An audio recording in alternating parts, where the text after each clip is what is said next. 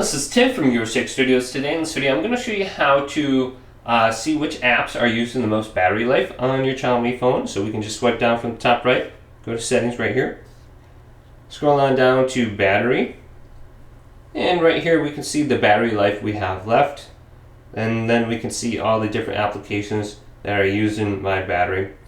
So for example, phone is using 3.26%, even though I've never used that before.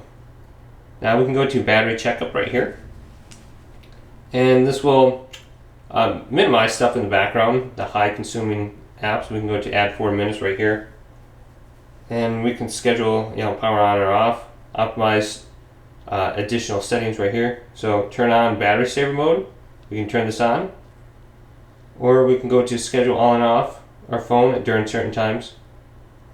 So if you want to get to a different battery mode, you can go to current mode and go to ultra battery saver or battery saver right there. So just look at this as an option. Hopefully this video did indeed help you out. If it did, leave it a big thumbs up and subscribe my channel down below.